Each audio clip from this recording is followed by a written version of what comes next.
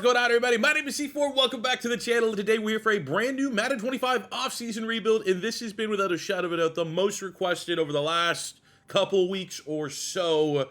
It is time to rebuild the Pittsburgh Steelers, who just recently signed a shiny, I don't know how much shine's actually really left on the old tread there, but they recently signed Aaron Rodgers, which I think is the right decision. I thought as soon as this connection kind of got made and Rodgers getting linked to potentially going to the Vikings and stuff like that, I felt like if I'm the Pittsburgh Steelers, you're in quarterback purgatory. You have Mason Rudolph, Will Howard, that's it. I honestly, and this was at that point in time, it's when they still had Pickens and they just brought in Metcalf. I was like, Aaron Rodgers, I think, will take them farther than Russell Wilson. I think Aaron Rodgers gives them more of a shot if they can make the playoffs than what they had with Russell Wilson. Aaron Rodgers wasn't terrible last year. He's a meme off the field, but I feel like for a 40-year-old quarterback, the stat line he put up with a pretty terrible Jets offensive line and scheme was respectable. So now you bring him here to Pittsburgh. Now they get rid of George Pickens, which, you know, I was a big George Pickens fan. It felt weird, though, having him and DK Metcalf. Didn't really seem like those are two players that could coexist. But this is what we're working with now, and I think it's looking pretty good. Through the power of the Ultimate Rookie PC mod, the rebuild that you guys are about to see is unlike any other rebuild you're going to find here on YouTube. We have the most accurate rosters from the fallout of free agency and the 2025 NFL Draft. The big gets for the Pittsburgh Steelers from that draft, we have in the backfield Caleb Johnson from Iowa. Many people have him regarded as the third best running back in last year's draft class after Ashton Jeanty and Amarian Hampton. They got him at just outstanding value. You have Will Howard at quarterback. Now, writing is on the wall that we're probably only going to get 1 year out of Aaron Rodgers. The decision needs to be made. Is Will Howard good enough to develop? I mean, he won the national championship with Ohio State, or are we going to need to look towards the draft and get one of the many big-name college quarterbacks we've yet to use in a rebuild over the next couple seasons? For the rest of the offense, non-rookies, I feel pretty optimistic with this offensive line. You know, I think McCormick and Jones on normal dev, somewhat limited ceiling, but I think they can develop into long-term fixtures. Frazier at center, I mean, that was just an unbelievable value. 82 star dev going into his second season in the NFL. You have Fatano at right tackle, had an injury, but I think as far as set and forget, he is our right tackle for this rebuild. So there's a chance that only Sayamalu is the only guy that needs to get replaced. If we're looking at this as like trying to get out of here within a 5-year time period, this offensive line should be here together. You have Freiermuth and Darnell Washington, the big 6'7" hyper weapon, if you remember. We used Darnell Washington. I think we made him a fullback, and he ended up getting like 6-7 touchdowns a year. We had some fun with that one, but the tight end room is healthy. The running back room got bodies. Jalen Warren, Caleb Johnson. You get Kenny Gainwell from the Philadelphia Eagles, always underrated. And you got Cordell Patterson there. At wide receiver, you get the big DK Metcalf trade. Calvin, I mean, I guess with the trade of George Pickens, it's not like they had a successor at that wide receiver 2 spot. Austin has been great for us in some of our Madden series, but as far as real life is concerned, he's kind of a gadget player at best. And, you know, unless Rowan Wilson takes a huge step up, he was pretty hyped coming out of Michigan, one of the better deep threats of that class. We are going to need to find more at the wide receiver position. Now, DK Metcalf is awesome. He's only 27 years old. So, again, if we're looking at this within the time frame of a 5-year period, can we get that Super Bowl win in? You know, we're getting the prime. We're getting the peak of DK Metcalf, which is pretty awesome. But I don't think ignoring finding a wide receiver 2 is going to do us any favors. I think that needs to be a priority right with quarterback 1 and wide receiver 2. Flipping to the defense, this is where they got their big investment in the 2025 class, bringing in Derrick Harmon, the defensive lineman from Oregon. We got a 74 overall rating, hidden dev trait as well. He was a guy that popped athletically and had a breakout campaign. This guy used to be a nose tackle, cut down on weight a little bit, able to affect the pass, crash the pocket. He is going to be a beast for this Steelers defense. Outside of Harmon, we got Benton, who has his best football ahead of him. You have Cam Heyward, who the question, I suppose, comes into how many years are we going to get out of Cam Heyward? Is he going to retire after year 1? Is he going to retire after year 2? We will take as many years as we can get. Same can be said with Slay. coming over from the Philadelphia Eagles, still playing at a pretty high level. Now, he's not an elite lockdown corner anymore, but he's a damn fine starting corner in the NFL, and maybe he can teach Joey Porter Jr. a thing or two. Beanie Bishop still has some upside. Minka Fitzpatrick's one of the best safeties in the league. Elliott is solid. Linebacker core, Patrick Queen and Peyton Wilson, solid. Highsmith and T.J. Watt. Now, in real life, T.J. Watt wants to get a contract extension. You can't really get ahead of it like that in Madden world. But I'll tell you right now, if I had to, and they said right now you can't start this rebuild without paying T.J. Watt, I would pay T.J. Watt. What are we doing, Pittsburgh? You're usually one of the, I don't want to say, I'm not going to put a number on it, but I would like to think, all things considered, Steelers generally don't screw up. I'm not going to say they're the most well-ran organization, but I think they're good enough to have that sort of consistency, that streak with Mike Tomlin finishing above 500 and always being in the hunt for the playoffs. Now, you can, nitpick other reasons why maybe they're not an elite organization, but I feel like they just don't usually screw things up, and it seems weird that they're taking this approach with TJ Watt. The only thing that makes sense in real life is like they think there's a chance that this might be heading towards a full-on rebuild, and they don't want to be attached to an aging TJ Watt. I don't know, but he is very much in our plans.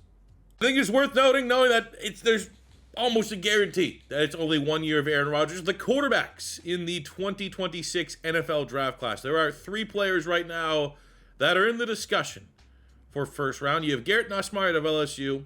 Kind of gone on record that I think there's a solid quarterback there, but I'm not going to have yet to this point seen a guy that's yes, that is a first rounder.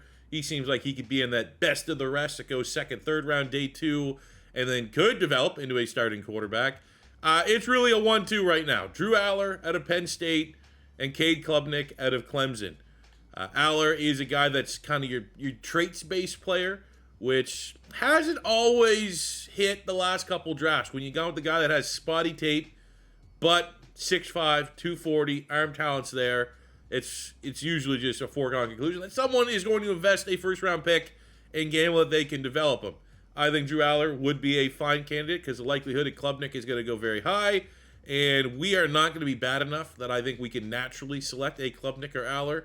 So Aller's going to be probably more attainable in this very likely trade-up scenario that's going to require us to get one of these quarterbacks. However, Cade Klubnik, the former 5-star recruit, is putting it all together. He is a dual-threat quarterback.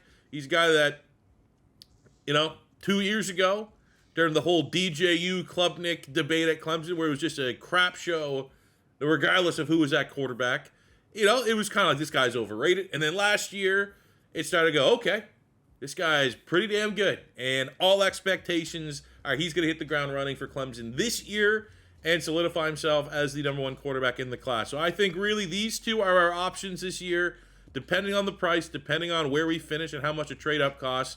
I would prefer Klubnik, but I would absolutely take Drew Aller over nothing because we have got to get this quarterback position right.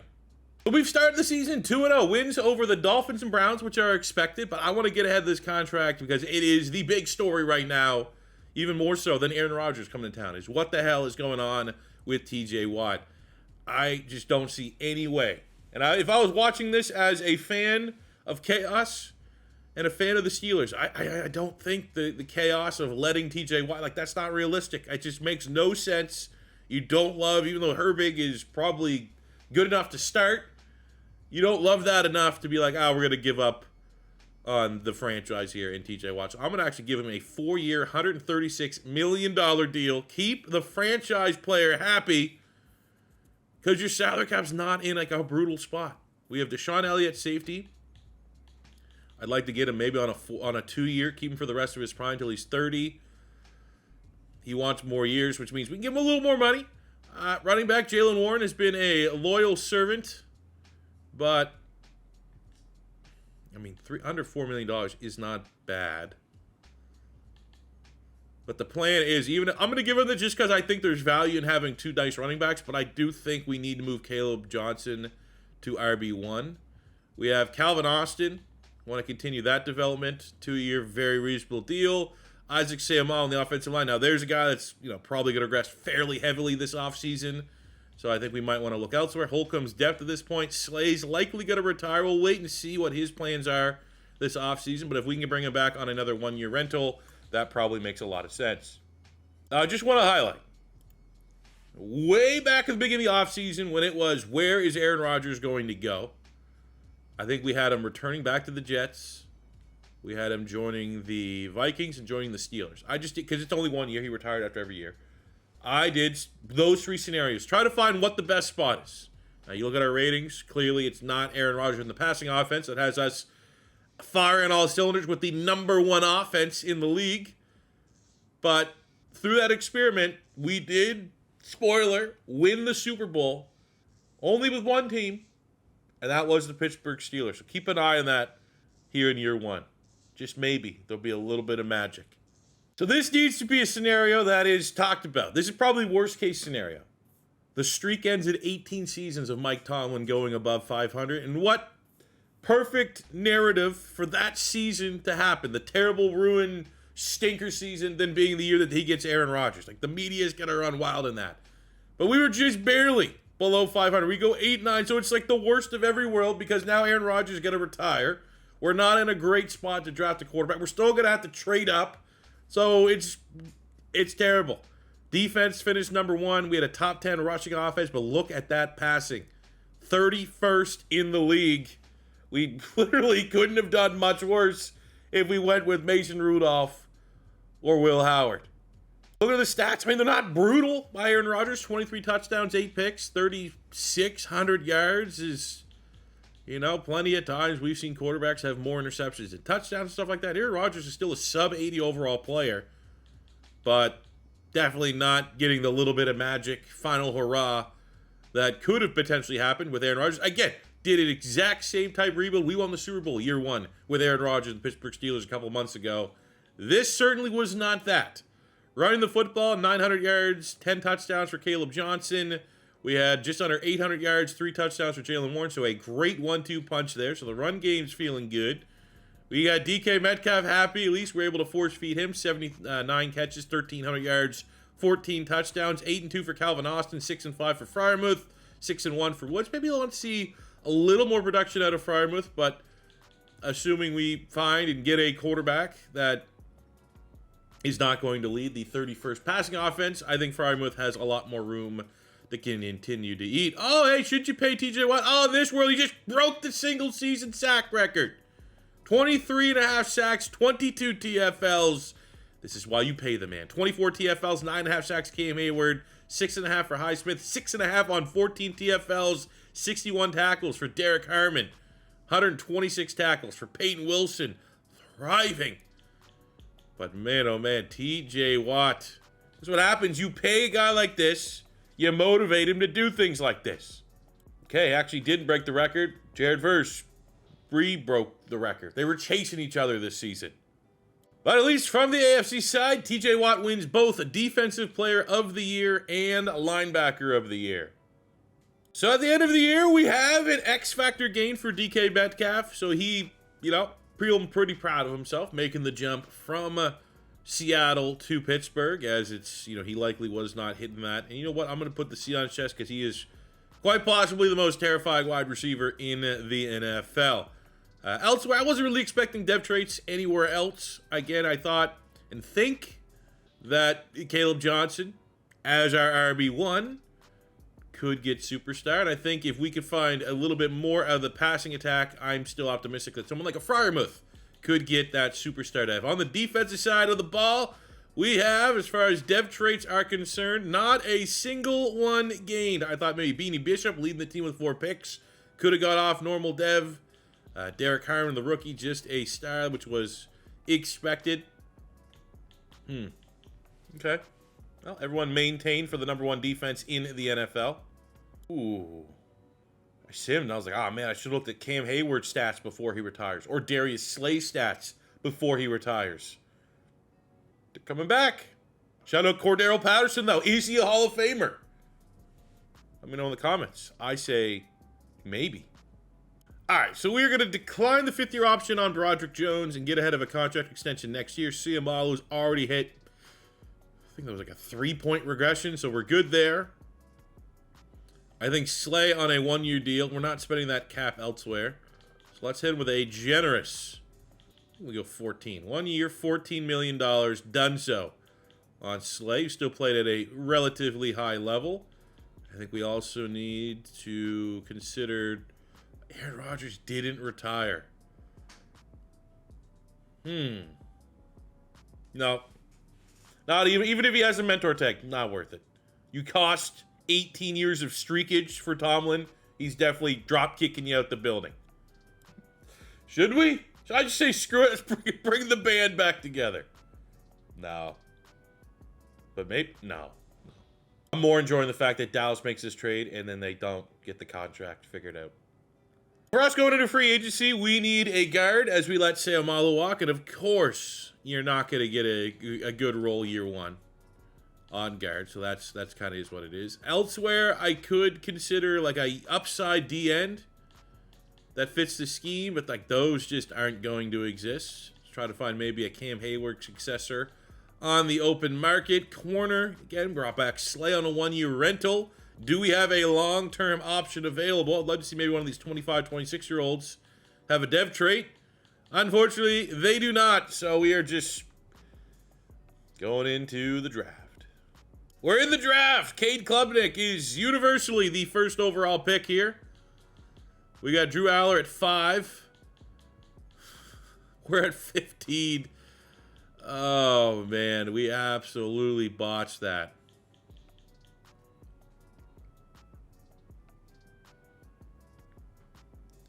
Who are the quarterbacks next year? Quarterbacks next year would be Dylan Raiola, potentially. Baby Mahomes. DJ Lagway from Florida.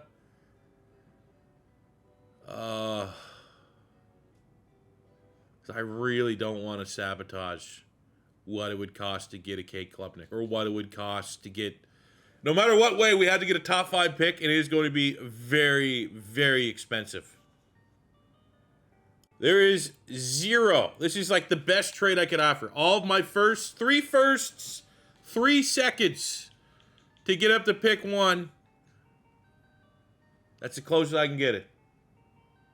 There's literally no way to get Cade Klubnik. So it's after exhausting every possible trade scenario to get Cade Klubnik, to not giving up future draft classes for our second option, which would be Drew Aller, we're going to take the stance right now as we watch the number 1 pick go, Cade Klubnik to the Saints, that the Steelers, after already ruining and costing Mike Tomlin his 18-year above 500 streak, are entering a tank season. Hashtag suck for sellers. Also, Jalen Kilgore, just at a pure interesting, that's interesting. Last rebuild we did with the Chargers, Jalen Kilgore fell to us in the 2nd round. Same draft class, did nothing, but because there are like draft stories and stuff like that, it can affect player stocks. He goes 3rd. We got him like pick 10 in the 2nd round in our last rebuild. Bizarre. So now we sit and wait for the quarterback, which means where do we go now? On the offensive line, we need a guard to come in and play, but I think there's going to be value outside of the 1st round. Ernest Green from Georgia looks good, but so does Chase Bisontis. Caden Green's at least not a bust, so there's value in like the 3rd round, maybe even the 2nd round to get a guard. We have Reed Adams, who is getting a lot of hype as the best guard in college football right now. I mean, you know, if we don't love anything else, that could just be a, you know what, screw it, let's just set and forget on the O-line, because I bet you he's going to be a very, very good player. 3-4 defensive end could be something that we need to consider. Find a successor for Cam Heyward, who I think we got very lucky that he wants to return for 1 more season. We have LT Overton at 6'4", 283. Would be a scheme fit. B power, A block shed. Just not a great combine. Does not scream draft the same way that like a Derrick Harmon screamed draft to the Pittsburgh Steelers. You have Zane Durant, who does look actually pretty damn good. 6'1", 288. 4.9 speed. First in the 3-cone forwards on the 20-yard shuttle. He looks decent. We want to go elsewhere. I mean, we're good at linebacker. We still have Anthony Hill, who's an absolute baller. David Bailey as an edge rusher. Corner would be the next need, because we have Slay, who, much like Cam Heyward, surprise returns. We have Malik Muhammad out of Texas. Let's see what we got here. We got C-Man D-Zone. There's just, ugh. We got D'Angelo Pons, who has B-Man C-Zone, which looks decent. I mean, A.J. Harris out of Penn State. We are a man-to-man defense, so we have plenty of scheme fits. Double C's down the board. Look, way down here, we got a C and a B on Will Lee. We got a B and a C on Igbenusson. So, like, I'm almost making the argument, like, we could probably wait on a core. This is a logjam of guys that could be good. A.J. Harris out of Penn State. Is he a big-time athlete? I bet he is. 4.39. Outside of that, nothing too crazy. Now, my issue with Zane Durant is I've used him probably 3 times. And I've said before, every rebuild is independent of one another. But I think, honestly, in this spot, we need a starting guard. I don't have anybody that can play guard right now at left guard. Letting Sam Malu walk. We have Reed Adams, who is a legitimate first-rounder. Look at that. Number 10 in true value at 15. It's not a sexy pick, but it's a pick that you make with the plan of tanking next season to get our quarterback in 2027. Second round, I'm going to take a look here. Domani Jackson out of Alabama. B-press, C-man, C-zone, A-catching, 6'1", 190. And probably the best combination remaining of combine goods and greats and elites with letter grades here out of Alabama. We don't necessarily need a starter, but we need someone that can be an understudy to slay. 65 in true value at 47, 93 speed, 93 acceleration, and we get the depth trade. Let's go. Now in the third round, I'm actually thinking we have Keanu Benton, who is undersized as a nose tackle. Maybe Benton could be the guy that slides over and plays D-end. We'll have Benton and Harmon in the D-end. And someone like Tim Keenan. Or we have Dominique Orange as 2 nose tackles. 325, 325, both respectively. Let's see if we can make the best pick. Wow, unless Keenan has a better combine. B tackle, B block set, double D's. Ayo. Only 35 routes on the best player, so he's the second strongest player at his position. But you compare that to Orange, who much better letter grades, not nearly as good combine, but in the old draft classes, a completely different creator and file. Orange was like kind of the sneaky hidden dev. I don't know if he still has the dev trait. Keenan from Alabama. Ain't no one else. I mean, you have Darrell Jackson, Florida State, if you want to wait. He's 330.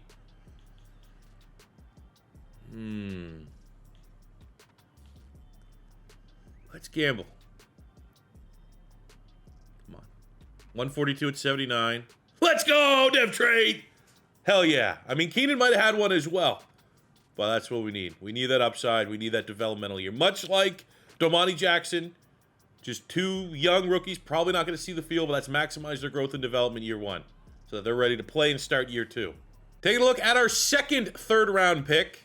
Kind of went through all the positions here. I think next up, 2 positions that I'd say are question marks. One would be off-ball linebacker. We have Whit Weeks out of LSU, who I watched a couple LSU games in particular that he stood out at. He was all over the ball. A block set, B power, B awareness, B play rec, smart player. Now, have a ceiling of a C tackle is not the best. And it's pretty much in blind pick territory. Also can admit the double A here on Jacob Rodriguez for man and zone coverage is pretty intriguing. But I'd probably side with Weeks here as he's kind of the last guy. And he got hit with that minus 74. Usually these players that get hit with the big minuses, there's a chance that they're good and they just got hit with like a draft story, which could have affected them. I also think wide receiver is another position that we just don't have a lot going for us. You know, a lot of question marks. And we got Zachariah Branch, who got hit with the biggest minus. Bryce Lance, so Trey Lance's brother. Makai Lemon from USC. What's he look like? A catch in traffic, D route running, D release, combine, 4.38. 20-yard shuttles, not too bad. But then he's just like, is this guy going to be better than, like, what do we got for Evan Stewart? Big-time athlete, probably not much. He's probably the fastest player in the combine. Yes, he is. 4.3 speed, elite speed acceleration. But the stats, you know, what are those catch and traffic? I feel like I remember in previous classes, he's like an F. So I'm going to side with Whit Weeks. Just in case we don't feel like we want to pay Patrick Queen. 78 in true value at 93, and there's another depth trait. Let's go. For going into a tank year, now I don't think the true talent ratings haven't been ridiculous, so I'm not expecting to have like all 75 plus dev traits. But the fact that we got 4 players with dev traits, went from a draft where I was excited to get our franchise quarterback to a draft where we are embracing hashtag suck for sellers and getting some guys that could start when this team is peaking again. Next up, I just want to get a freak of nature athlete. Tacario Davis is 6'3" with a 40-inch vertical and a 4.4 speed. A press, A catching. Now, his stock was much higher when he was at Arizona. 88 in true value. The dev traits end, but I'll take a 6'3" athlete like that every day of the week. So look at our draft class. Outstanding. Worst player ends up being a 66. We get Acker at fullback. Why not? Jeremy Bernard from Alabama, 71 with 93 speed. I mean, we're just going after athletes at this point with these two. Whit Weeks, 70 with the dev trait. Orange, 68, but we'd pull the dev trait, and he's the most natural nose tackle on our roster. Damani Jackson, 81 with the dev, or 71, sorry, I wish it was 81. 71 with the dev trait, and Reed Adams, 75 with a dev trait. So in a class where maybe the belle of the ball is Arch Manning, we want sellers. Suck for sellers. And we're going to do everything in our power to get there. I mean, worst case, like this is, and there is a lot more depth to the quarterback class in 2027 than 2026. DJ Lagway's a stud. You got Nico. You got Mendoza. Dante Moore, former 5-star recruit. Sam Levitt from Arizona State. You have Mahomes' clone in Raiola. Holstein. I even saw people in the comments saying put Holstein on the Steelers because obviously big pick quarterback right now. I think John Mateer was insane at Washington State, made the big transfer to Oklahoma. If he can make that jump, he's going to be a quarterback to pay attention to, but we want to suck for sellers. How are we going to tank? Well, we're going to go with Will Howard at quarterback. We got a boost that makes him look like a 71, but the reality is he's well below a 70. And there's pretty much I'll give him a 3% chance that he could play well enough that it might give me to scrap suck for sellers and or any of the other quarterbacks in the class. But his job is for us to be terrible. I want no more than 5 wins. I think good news on the offense. What is best case for the offense? I'd love to just commit to a run-first team and get Caleb Johnson a depth trade. That'd be sick. Can we facilitate enough targets to DK Metcalf to keep him happy and keep him an X factor for our next quarterback? Those are the only 2 things I want to see on offense. On defense, we got the old heads coming back. Could be a scenario where we are tanking this year that a Slay and or a Heyward might be, let's sell, see whoever wants them. But I'm thinking right now the only player that I'd be interested in seeing if there's a market for would be Patrick Queen because he's entering a contract year.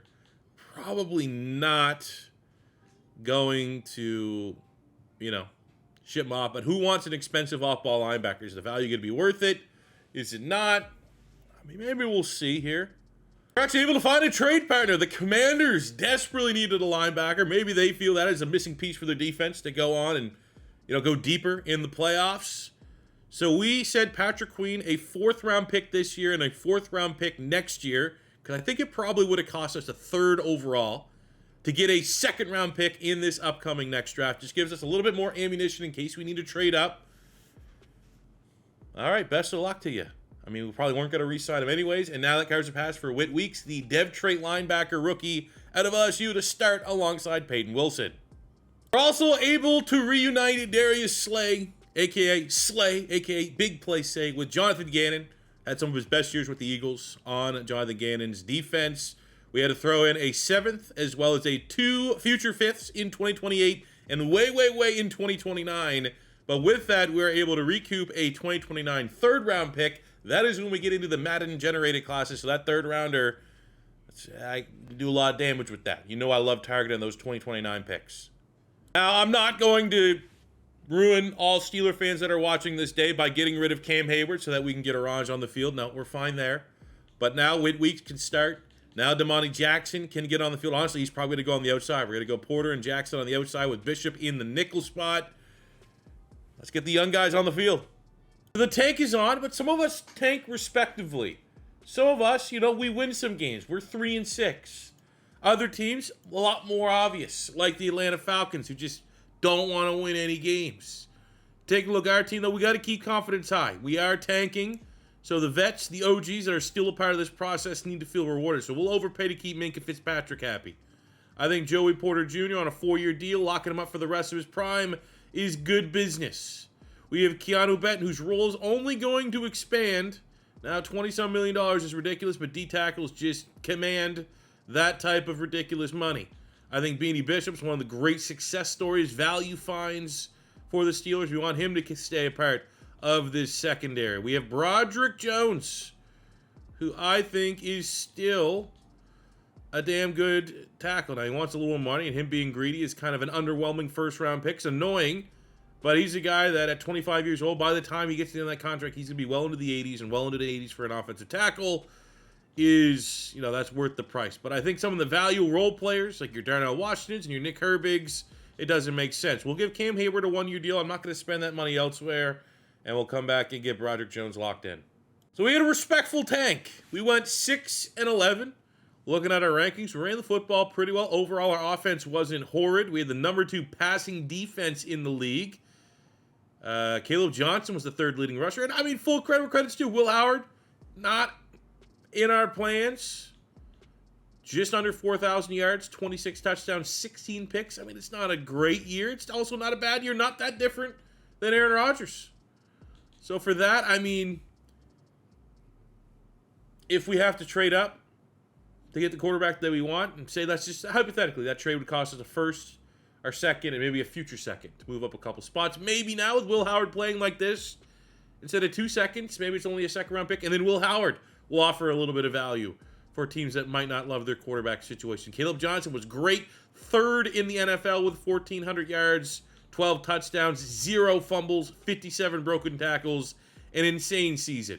DK Metcalf, 94 catches, 1,400 yards, 12 touchdowns. Thank you very much, Will Howard.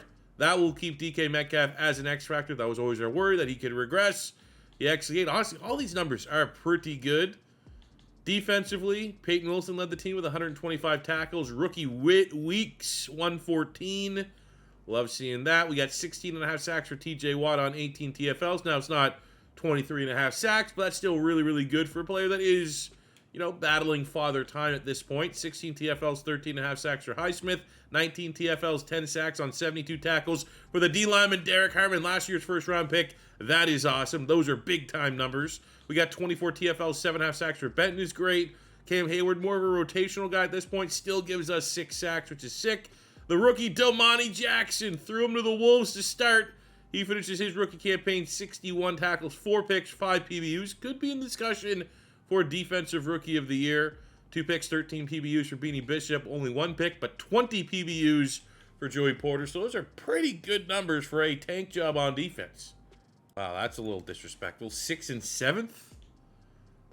But we do get running back of the year going to Caleb Johnson, which will do wonders for him as far as jumping up from star dev to superstar. And with the tank, I mean, it could have been easier. Got a top 10 pick. 7th. Also worth noting, somehow in this world, the Cleveland Browns are the best team in the league.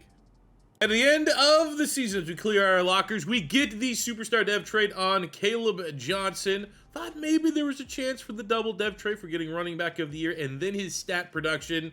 But as long as we're going forward on the dev trade, put the C on his chest, we will be very happy with that. DK Metcalf keeps his superstar X factor. I thought maybe there was an outside chance for Frymouth. 750 yards, nice amount of touchdowns, could go up dev trade, but that's not necessarily rage-inducing. On the defense, Orange keeps his dev trade. I thought because he wasn't playing, there was a chance they would just take it away. Keeps it, which is nice. We do lose double dev trade on Heyward, who was an X factor, but that is expected. I mean, I'm expecting him to retire.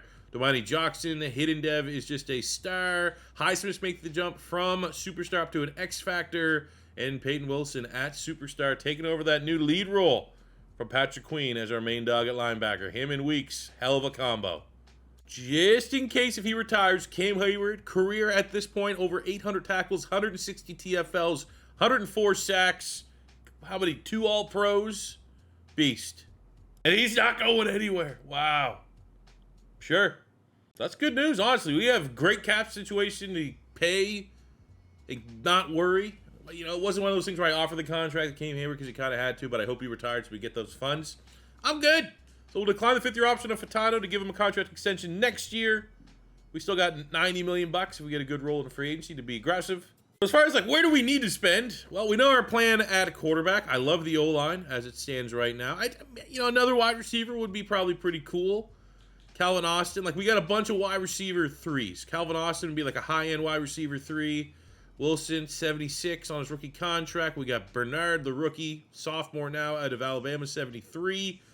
Like, there's guys, but, like, do we have another game changer? Complimentary option to DK Metcalf? No. So that'd be cool. But yeah, sometimes you do get a good wide receiver role in free agency. As far as the defense, well, we got Heyward here for another year, which is, I'm cool with that. Benton is our successor there at right defensive end. I'm hoping another year's kind of rotation won't cost Mr. Orange his dev trait. I think the other spot would be maybe the flex position of DB. Elliott is, you know, at his ceiling, so we could start to think at a younger option there. I think Beanie Bishop can play safety and or that nickel corner role. So I think what comes along first, be it a safety or a corner 3, get that, and then Bishop can kind of, you know, be the plan at that opposite position. So a DB and a wide receiver are probably our needs here on top of drafting our quarterback in the first round. And we get the who's who of available wide receivers. Devontae Adams, Quentin Johnson, Trey Tucker. I mean, you know, guys, like if we were playing every single game and I could force feed and pop a dev trade or something like that, sure, there's some guys here, but nothing that's really worth spending crazy money on. Flipping to the secondary, we got Dax Hill. Ooh, Dax Hill would be interesting. Deontay Banks. Scheme fit.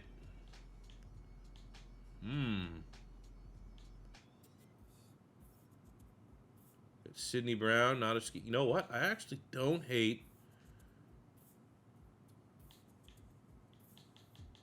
bringing in Deontay Banks. First round bust, change the scenery, freak of nature athlete, could do him some good. Mike Tomlin can work wonders with DBs. Take a look at the final mock draft. Looks pretty good, all things considered, for quarterbacks. You always want to look like early because, like, you know, you can take all that information and you got, you know, Arch Manning top 10. Sellers was our first mock draft. DJ Lagway's going to be in the conversation. But looking at mock draft 5, the board has shuffled. We're at 7, projected to go wide receiver, and the first quarterback's not coming till 11. So, I mean, there is a scenario where we could get cute here and maybe try looking at trading back. I'll see what offers are out there, honestly. If there's a team that wants to desperately come up into the top 10 and we can move back into, like, the mid-teens, like Sellers is still not going to that spot, that could be interesting. If not, get our guy at 7. Pick of the litter. Suck for Sellers. Complete. The last mock draft held true. We are at pick 7.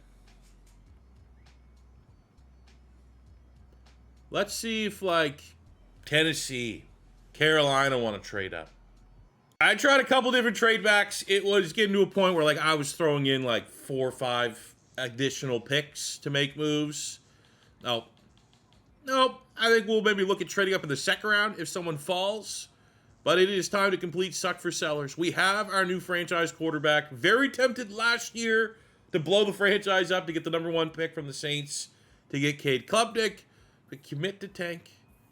You get your guy, number 12 in true value at number 7, 6'2", 240, with 91 acceleration, 90 speed, 93 throw power. The LaNorris Sellers era is on. The Pittsburgh Steelers, only what, friggin' 10 years after he retired, finally have a Big Ben successor.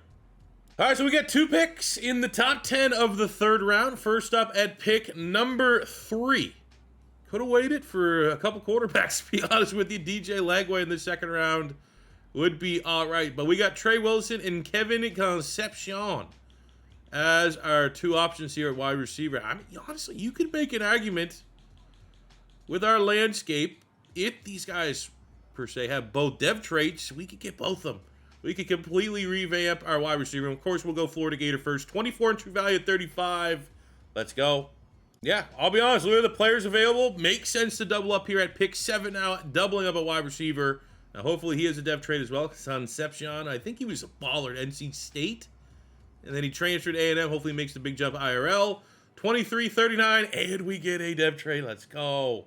So to look at our draft recap, I think it ends up being a very pivotal, anytime you get a franchise quarterback, it feels like that. Pivotal draft. You look at the board here. We get a punter because we needed one. Only player sub 70. Zach Rice at guard, 70. Jalen Buckley at running back, 70. Concepcion, 74 with a dev trade. Trey Wilson, 73 with a dev trade. And LaNorris Sellers, freak of nature, 1 of 1. A second swing in the NFL of an Anthony Richardson type. But except, unlike Anthony Richardson, Sellers has actually played a lot of football, which I think will absolutely go in his favor. I think right away. I don't think it's an overreaction. We're putting the C on his chest. Sellers is going to lead us back to the promised land. Game 1 of the LaNorris Sellers era is on the road against the Chiefs. What better pace car to see where we're at as a team, where he's at as a young quarterback, than to go into arguably the most difficult environment in Madden and leave with a win. Let's play some moments here. All right, we got Mahomes. I got Rashee Rice. But we got 2 shiny new receivers as well. Let's not let the fact that it's the debut of maybe one of the greatest freak of nature quarterback prospects we've seen in a very long time. But we got a new wide receiver 2, new wide receiver 3, given the age of DK Metcalf, who need to become our wide receivers. Can we get a chance? Can we hop on the sticks here, please? All right, 2-minute drill. Let's go. But to finish the thought, can we get the juices going of Trey Wilson, of Kevin Concepcion as an understudy to DK Metcalf? Because probably by the time that this team is ready to go for a Super Bowl, I don't know where DK is going to be as a player. But luckily, he's still very good right now.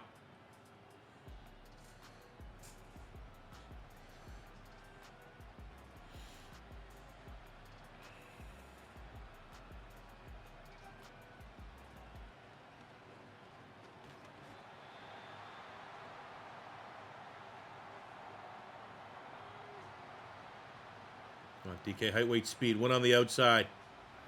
Got him. Let's see. You got good make-up speed. We got a cannon and a perfect deep ball. And the Steelers are going to go into halftime with a lead. That's what I want to see. Well, you know, the course are going to get points. Let's hop in here in the red zone.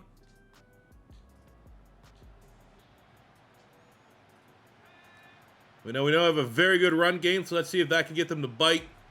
And we get DK in the end zone.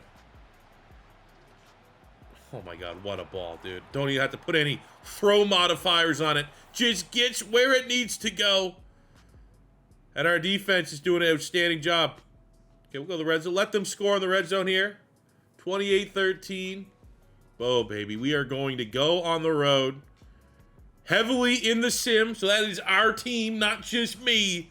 Beat the Chiefs, and LaNorris Sellers starts his NFL career with a win over Mahomes and a dominating win over the Chiefs on the road. What a game. Stat line, 2 touchdowns, 76%. Didn't need a lot of yards.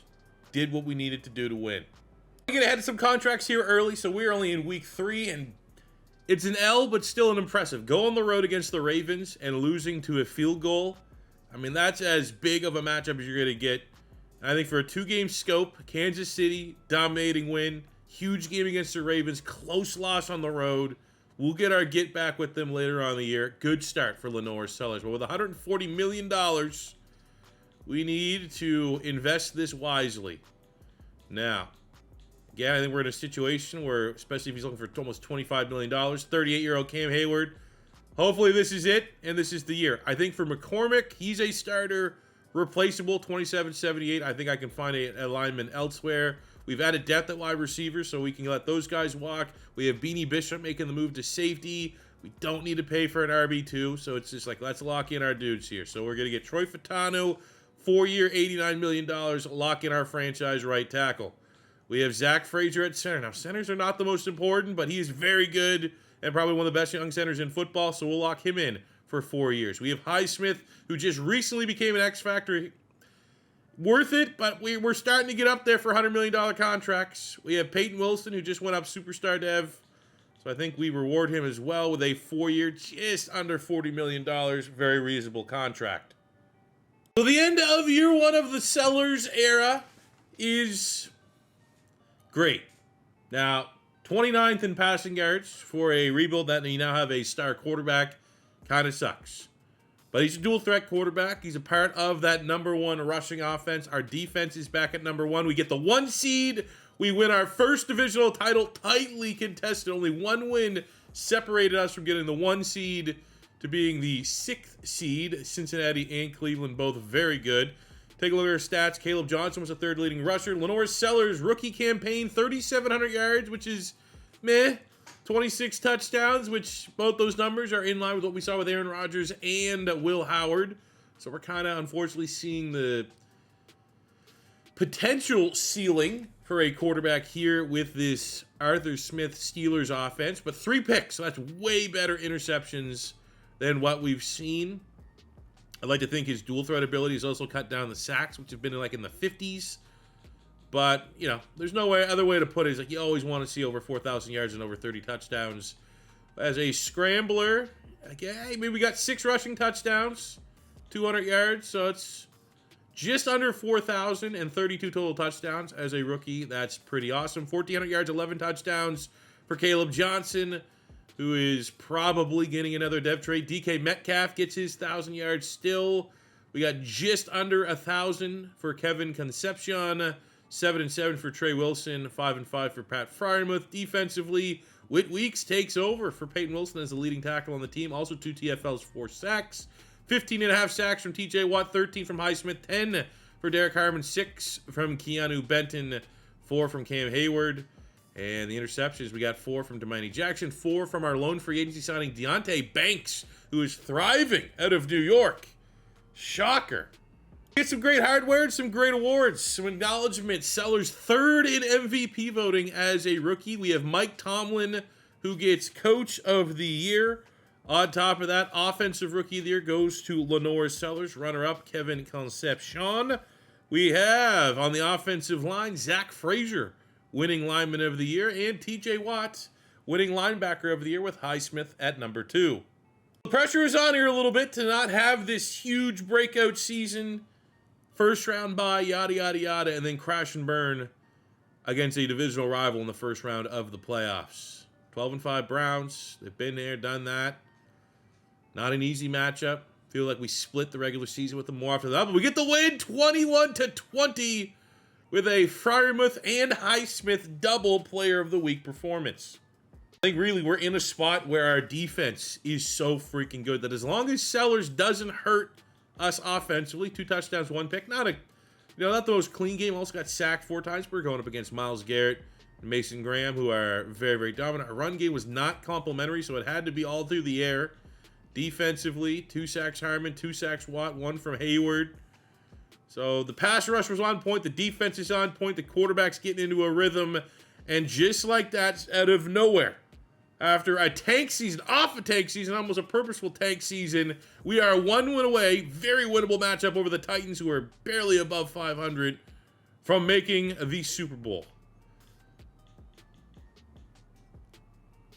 That's a good roll, man.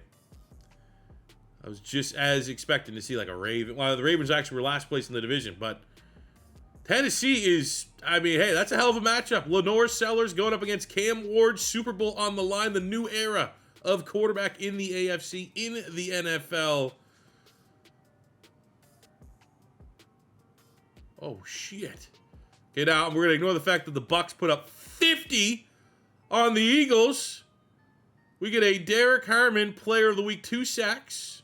Not too often the opposing team's quarterback will get Player of the Week. Why are we? Come on, just show me the goddamn box score.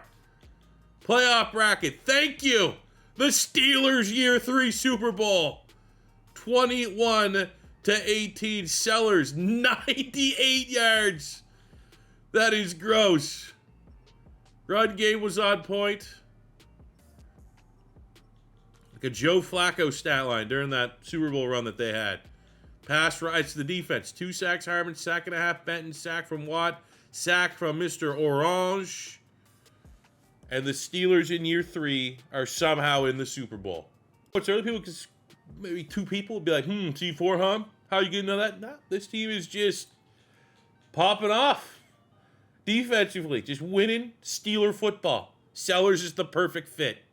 I mean, just looking at the type of specimen LaNorris Sellers is, I mean, insane boost. A 9 to his base rating, but he is and was a superstar to have under the hood. So if you're using these draft classes, spoiler, Sellers is worth getting.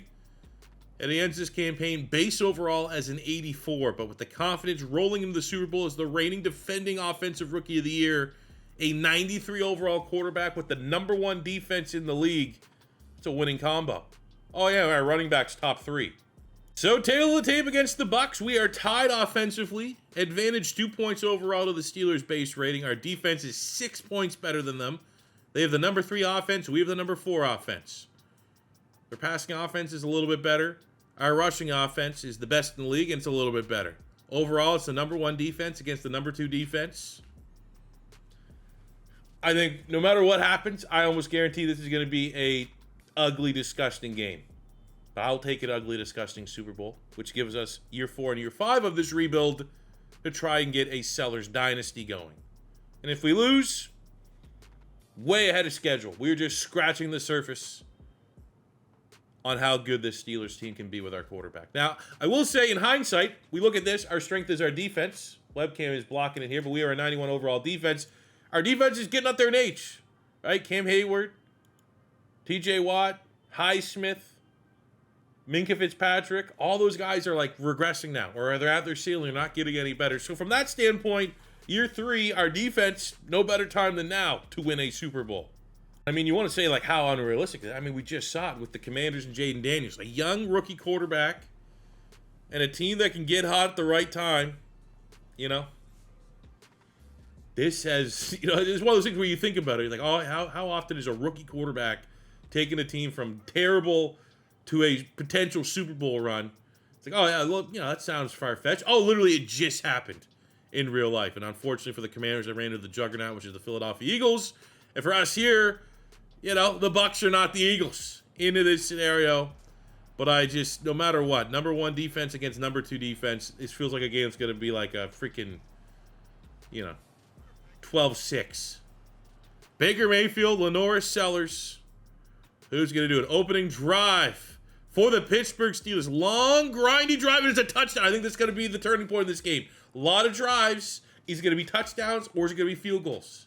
And a lot of times in these defensive battles, I mean, like in real life, it's field goals instead of tutties. We start with a tud. We've kept them out of our red zone. We got 10-zip.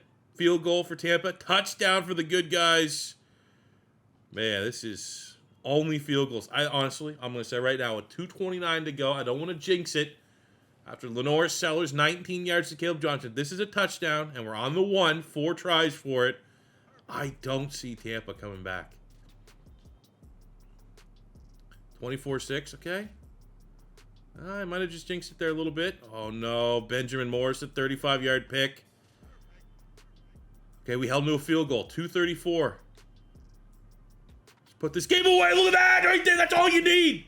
I don't need LaNorris Sellers going for 5 touchdowns in his first Super Bowl. In any of Super Bowls. I need him to trust the team that we have. It's very Jalen Hurts-esque, even though Jalen Hurts in 2 Super Bowls has arguably been one of the best Super Bowl quarterbacks we've ever seen. Just kill the game off like that. We have the lead.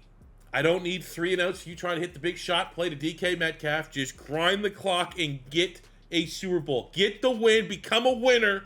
And the stats will follow. And that is exactly what we get here. 3-0 playoff run. A Super Bowl win over Tampa. House money for year 4 and 5. And look at that. 279. 3 touchdowns for Sellers. Now, he did have 2 picks, which I still think you might give him the MVP here. Unless someone had an insane game. Ooh, Derrick Harmon with 3 sacks. They're going to share it. Derrick Harmon and LaNorris Sellers Super Bowl MVPs. But we're playing with house money year 4 and 5 of this rebuild. Let's make this thing something special. And shout out to him for holding on. What a storybook ending for Cam Heyward to go out after 17 years as a Super Bowl champion. Start the offseason, as always, declining the 5th-year option on Derrick Harmon, our debatable Super Bowl MVP hat trick performance, to get ahead of the mega contract extension next year. And mega, that's not... I'm expecting that price to probably double. Those who go in the offseason, we do have a couple positions here. I think guard is going to be one. We let McCormick walk, so we have left guard. We drafted Zach Rice, who was a 70. He's a 72. If we can't find a guard, you can develop that. 72 sophomore player is not too bad. Kind of just looking at the offense here, we shifted around. DK Metcalf regressed from his X Factor, but Caleb Johnson gained an X Factor. Both Trey Wilson and Conception are star devs, so that's good. Zach Frazier, because he got lineman of the year, makes the jump from star to superstar, gets the rare dev trait for a lineman, which is sick. Defensively, as far as dev traits are concerned, well, we are going to have a little bit of a change. We lose the superstar Minkah Fitzpatrick, and I'm going to move Benton here to right defensive end. And Orange is going to start at nose tackle. It's just me looking like a clown, putting on the clown makeup. It's like, oh, I'll let McCormick walk. Maybe we'll get a guard in free agency. Of course, he's probably, if you're looking across the board at any guard to sign, he's probably the top one in the league. We're going to let the final mock draft an idea of who we could potentially draft. Now, sexy as it sounds, I think I would like a guard if there's clearly a first-round caliber guard. And as we go through... there might not be. We're projected to get Jason Moore, talented D-tackle out of Ohio State. Probably not. Also worth noting, just because we're getting to that point in time, Ike Taylor, who's a great Steeler. His kid, Ivan Taylor, at safety, if he was in our range, I think I almost would have made that match in heaven just to have it happen. Him and Joey Porter Jr. would be cool vibes, but he's going way early. So we had to sit and wait all the way to pick 32, wonder why. But for us... pick of the litter. Both guards are available. Daniel Calhoun's a top 5 talent out of Georgia. Just no one wants to draft guards in the... I mean, it's just easy.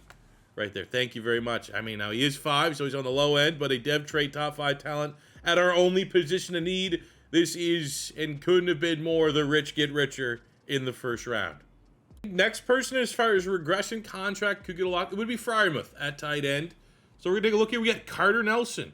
Not gonna lie, not overly familiar, but A catch in traffic, A catching, B run block, elite in jumping speed, great acceleration. Seems like the kind of player you want to take a gamble on. Number 40 in true value at 64, and we get a dev trait.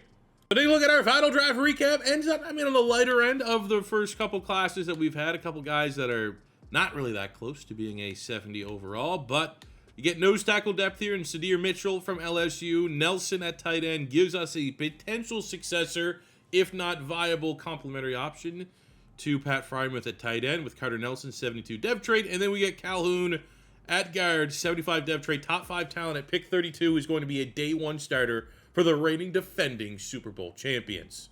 Where the question's going to be, with this still kind of young offense in particular, are we going to have the sophomore slump, which is so prevalent amongst very talented rookie quarterbacks that next year's that much more difficult? Well, we start week 1 as we defend our Super Bowl crown against the Bengals. Absolute shit. Not a great job by our defense. 49-43. And LaNorris Seller says, I saw everyone say I wasn't throwing the football well enough last year. I'll go for over 300. I'll go 4 tuds. No worries. 2 and 4, huh? Okay. Stumbling out the blocks a little bit. Looking at our contracts. Now we know there's a firm end date. I feel like we can get a little looser with our budget. So we're going to keep Caleb Johnson, who's been outstanding. You know, if we didn't just draft LaNorris Sellers, he's probably earned himself to get it on the thumbnail of this video. We'll get Harmon back. I mean, we really are in a spot here. Okay, we're going to keep the boss. See if I can get him on a 2-year till the end of this rebuild. I mean, I really do feel like we're in a spot here that's... You know what? I don't think we're in any rush to sign Freiermuth. I think I still will probably end up bringing him back, but we can wait to the end, right before free agency starts, just to see how bad the regression hits.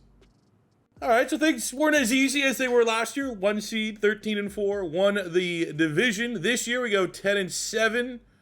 Our rankings are still pretty good. Top 5 offense, number 7 defense, can still run the hell out of the football. But third place in the division is quite humbling from where we were a year ago. But hey, at least we have a chance to go in the playoffs and defend our Super Bowl title. LaNorris Sellers was pretty good. 3,900 yards, 29 touchdowns, 13 picks. His 29 touchdowns was 6th in the NFL. We got Caleb Johnson, 1,400 yards, 14 touchdowns, 6 and 10 for Jalen Buckley, who's a guy that, if you don't know, very underrated running back in college football right now. He'll be probably one of the guys that, like, college football 26, you do a Western Michigan dynasty, you're going to oh, why do they have like a 90-some running back? Because it's Jalen Buckley and he's very good.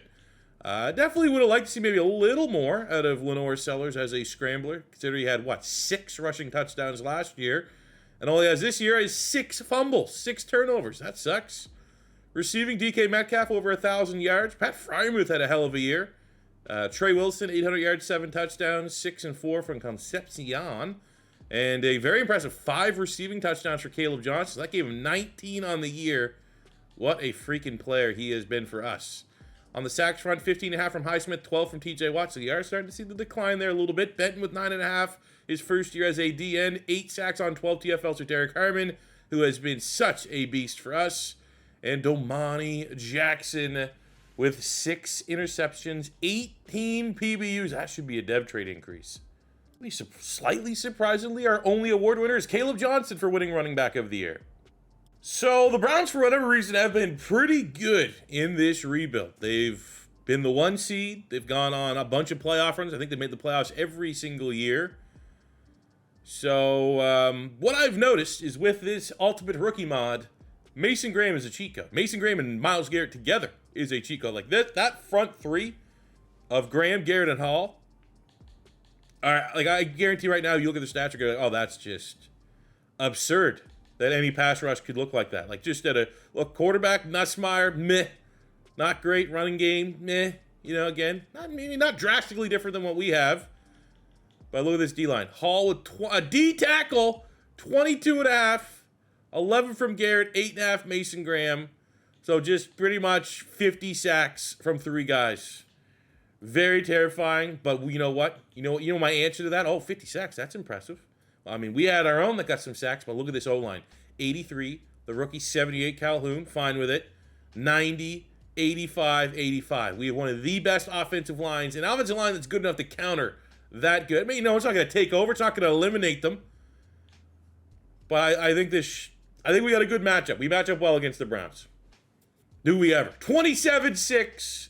Good guys in the win column. A player of the week performance from Peyton Wilson. 9 tackles and a pick 6. Okay. Nice. Auto upgrade here. And we got a very good Denver Broncos team on the docket up next. But with that, we got a bunch of starters getting an upgrade, which is much needed. We got the 14-3 1 seed Denver Broncos. Number 2 offense, number 3 defense. We know the Broncos are very good. It was not too long ago that we did a Denver Broncos rebuild. Off-season, that is. And, pretty nasty. Got Bo Nix can win. That defense is very good. Benito is a beast. So let's put our best foot forward here. Defend our Super Bowl championship. Make it to a 2nd straight AFC championship game. And we do it! 30-24. Very close. And it's LaNorris Sellers.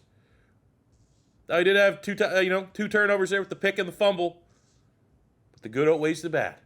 But it was close. One of those games that absolutely could pass the vibes of overtime. No, that's 16 points in the fourth. A come from behind victory. That is what you get by winning the Super Bowl last year and trying to start a dynasty. We got a team that knows how to win. We got a quarterback in LaNorris Sellers with that final drive to kill off the game in the Super Bowl. Knows how to win. Johnson there with a good showing. DK with a good showing. Concepcion with 2 touchdowns. Defensively, Benton, 2 TFLs and a sack. Definitely need that defense picking up there. Love seeing Deontay Banks get a pick. So we're back in the AFC Championship game against the 13-4 Buffalo Bills. There's not a single thing that Bills team does that is better than us, except maybe score a field goal more a game. But they also like to run the football. Very similar offenses. Their defense playing out of their minds. Okay.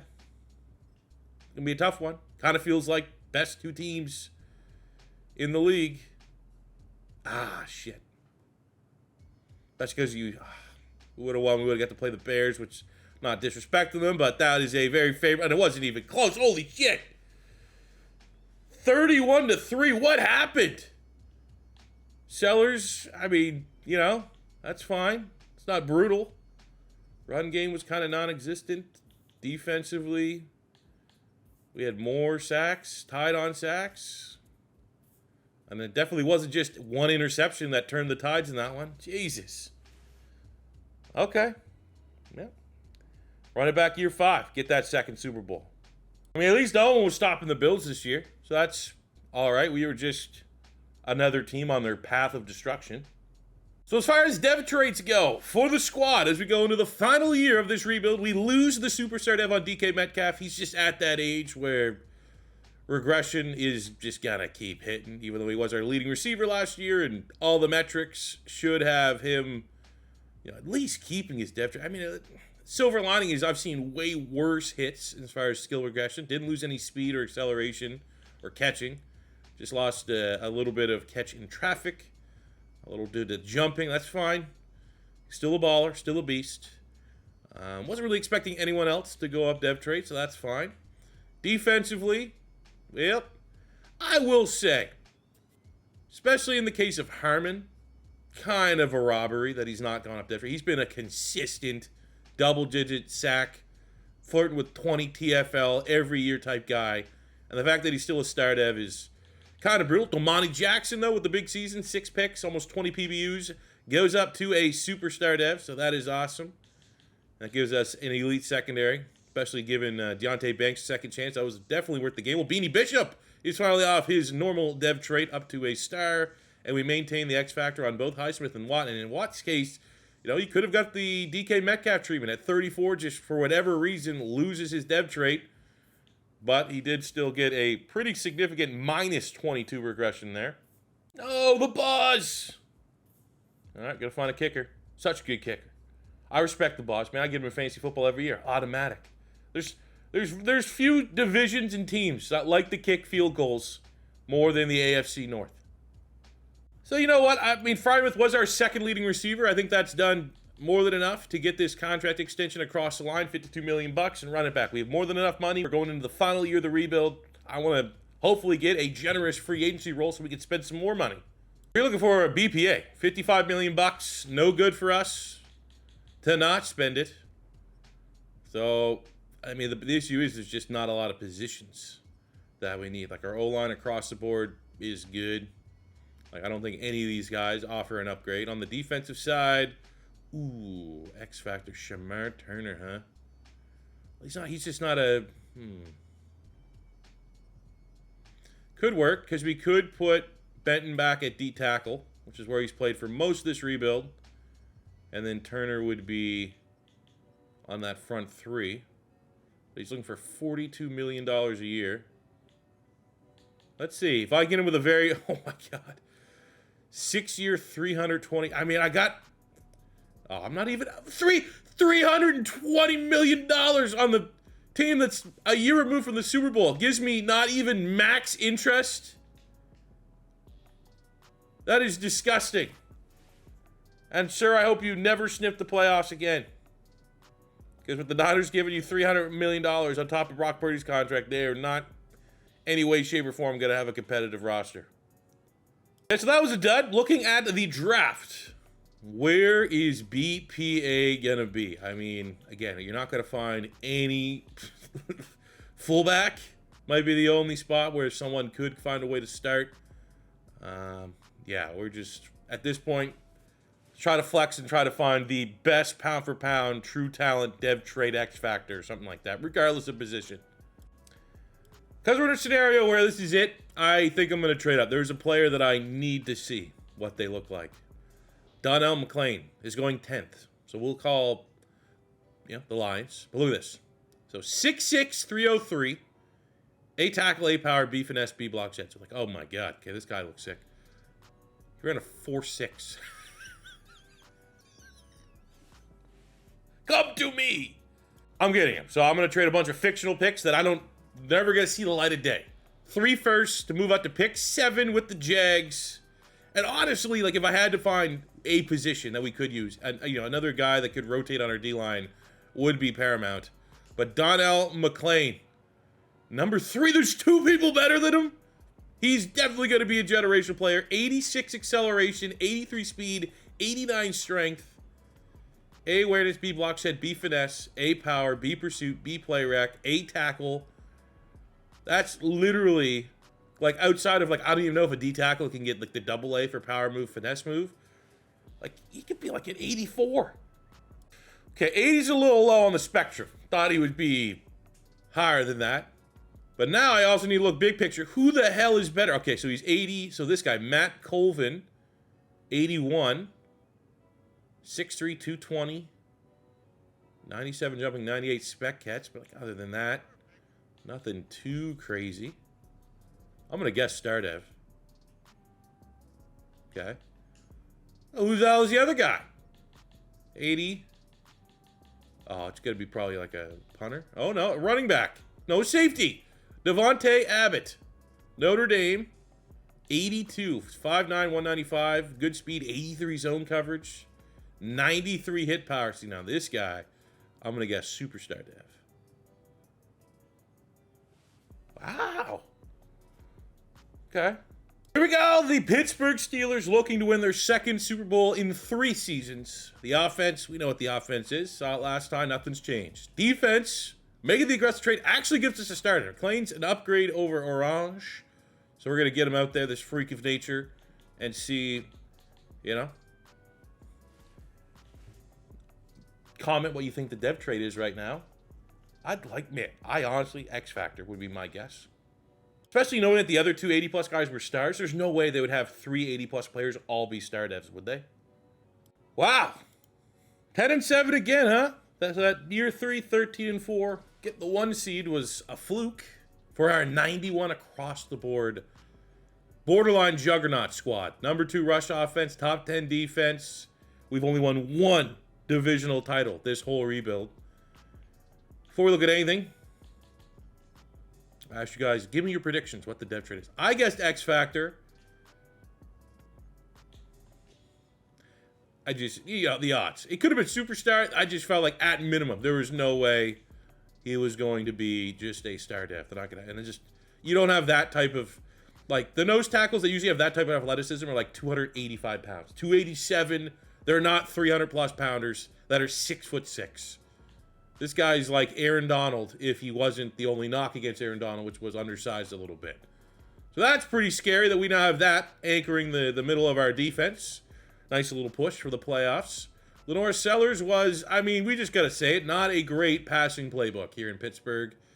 As we all look towards Madden 26, where hopefully player stats determine the sim, at least have more influence than it does this year, because there's no way a 6'2", 240, 93 throw power, 97 deep, 96 mid, 97 short.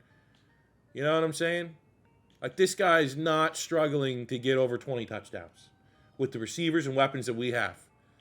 That's where we're at, because they determined that Pittsburgh just got to run the football. Pretty good rushing numbers there. Caleb Johnson's been very consistent. No 1,000-yard receivers, but the 3-headed attack was really solid. Across the board, defensively, Whit Weeks was a tackle machine. We got 20.5 sacks, TJ Watt, 9.5 Highsmith, 7.5 on 12 TFLs for the rookie McClain, 5 sacks, Derrick Harmon, but he does have 18 TFLs, which is impressive. And Joey Porter leads the team with 5 picks, 17 PBUs. Our only award winner was TJ Watt, winning linebacker of the year for the 3rd time in 5 seasons. That's why you re-sign him. You pay him when he wants. Pittsburgh, IRL.